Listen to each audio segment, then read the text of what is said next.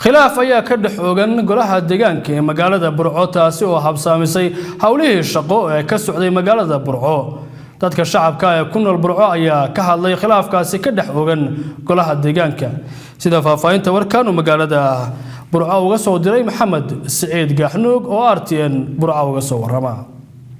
doorashadii golaha deegaanka Somaliland ayaa loo dareeray taariikhdu markay ahayd 28 November ee sanadkii 2012 waxaana uu ku ekaa muddo xileedkaasi loo doortay 28 November ee sanadkan aynu ku guda jirno hase ahaatee waxa loo sameeyay muddo 2 sano ah oo muddo kordhina gobolka Togdheer oo isagu kamid ahaa gobolada ay ka soo baxeen 22 xildhibaan ayaa waqtiga ay joogeen golaha deegaanka ee degmada Burco ku dhamaystay khilaafyo kala duwan oo hareeyay muddadii xilkooda ay joogeen iyagoo xildhibaanadu ay ku kala qaybsameen arrimaha dhulka danta guud ee dawladdu leedahay hase ahaatee iyagoo laga filayo xildhibaanada golaha deegaanka ee degmada Burco inay ka faa'iideystaan muddada xilkooda ka hadhay ayaa waqtigii loo kordhiyay weli waxaa dhex taagan khilaafyo hareeyay waxaana arrintaasi baaq ka diray bulshada ku dhaqan gobolka Togdheer oo sheegay inay diiradda ku hayeen khilaafyadooda iyo halka uu salka ku hayaba waxaana yiraahdeen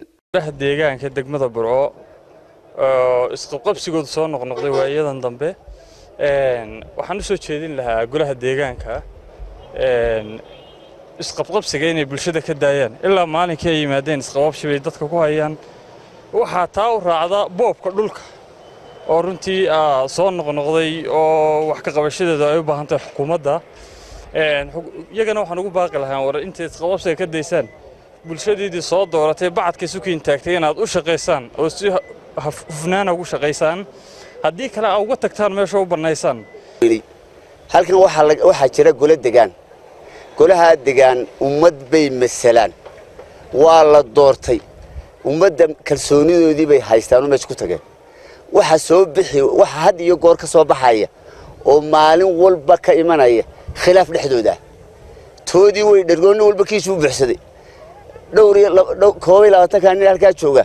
nina guri iyo laba guri lahayn ma jiro isku haystaan ummadda inay iyaga ba doonaya baridaysiyo logeysi weeye ee ma aha mid ummadda u daneynayaan ku gaaray halka wax qaban lahaayeen bal shakhsiyadooda iyo dantooda gaarka iyagu isku jiitaan ummadda iyo dalkana way u dhaarteen ilaahayna uu la xisaabtami doona war waqtiga uu dheeyay isqabsiga needi koomideysan oo khilaafka ku dhex jira iyo hantida ummadda ay mas'uulka ka yihiin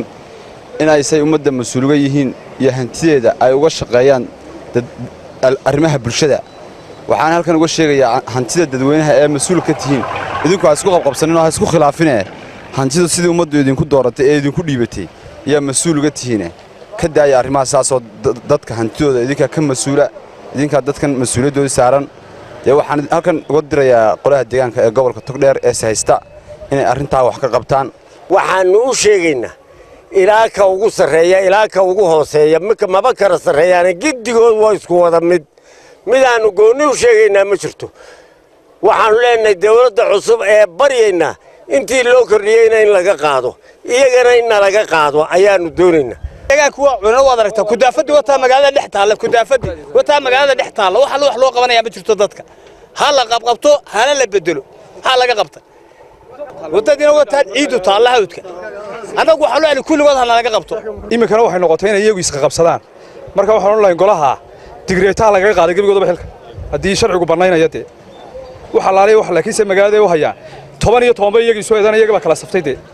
xalina waa daawin habeen hore waa daawin waxbuu cunayde marka ummadda danteeda baa ku halaabaysa